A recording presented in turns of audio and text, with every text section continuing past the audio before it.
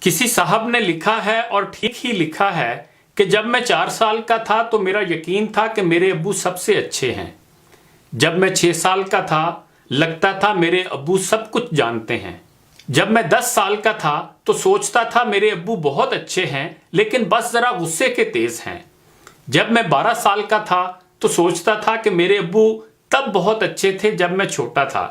جب میں 14 سال کا تھا لگتا تھا میرے ابو بہت حساس ہو گئے ہیں۔ جب میں 16 سال کا تھا تو سوچنے لگا کہ میرے ابو جدید دور کے تقاضوں سے آشنا نہیں ہیں۔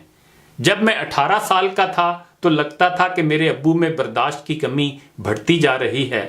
جب میں 20 سال کا تھا تو معلوم ہوتا تھا کہ میرے ابو کے ساتھ تو وقت گزارنا بہت ہی مشکل کام ہے۔ پتہ نہیں امی بیچاری کیسے ان کے ساتھ اتنی مدت سے گزارا کر رہی ہیں۔ جب میں 25 سال کا تھا لگتا کہ میرے ابو کو ہر اس چیز پر اعتراض ہے جو میں کرتا ہوں۔ جب میں 30 سال کا تھا تو معلوم ہوتا تھا کہ میرے ابو کے ساتھ باہمی رضامندی بہت ہی مشکل کام ہے۔ شاید دادا جان کو بھی ابو سے یہی شکایت ہوتی ہوگی جو مجھے ہے۔ جب میں 40 سال کا تھا تو سمجھ آنے لگی کہ میرے ابو نے میری پرورش بہت ہی اچھے اصولوں کے ذریعے کی۔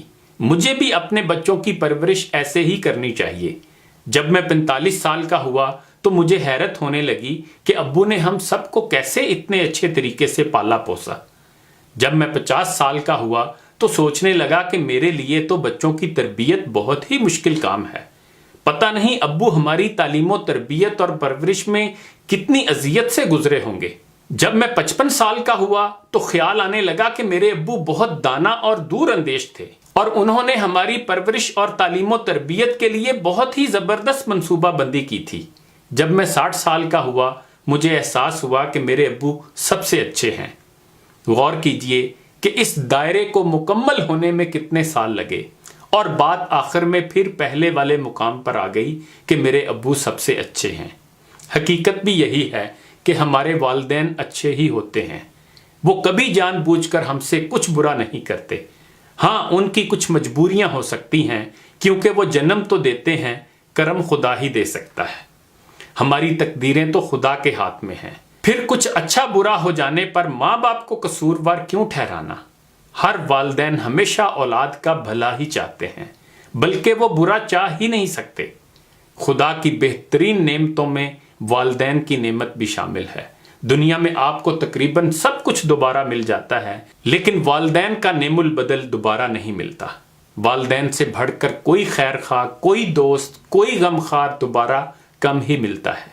لیکن افسوس ہم میں سے بہت سے لوگ اس نعمت کی بروقت قدر نہیں کرتے اور پھر اس نعمت کے چھن جانے پر ساری عمر پچھتاتے رہتے ہیں۔ آئیے ہم اپنے والدین سے بہترین سلوک کریں، ان کے سامنے اف تک نہ کریں، ان کی خوب خدمت کریں قبل اس کے کہ بہت دیر ہو جائے۔ اللہ کریم ان کا سایہ ہمارے سروں پر سلامت رکھے، آمین۔ یہ دعا ضرور کرتے رہا کریں، رب ارحمہما کما ربیانی صغیرا، کہ اے اللہ میرے والدین پر اس طرح رحم فرما جیسے انہوں نے مجھ پر اس وقت مہربانی کی جب میں کم سن تھا۔ انہی گزارشات کے ساتھ اجازت چاہوں گا۔ اپنا خیال رکھیے گا۔ آخر پر ایک شعر بھی سن لیں۔ گھر کی اس بار مکمل میں تلاشی لوں گا، غم چھپا کر میرے ماں باپ کہاں رکھتے تھے۔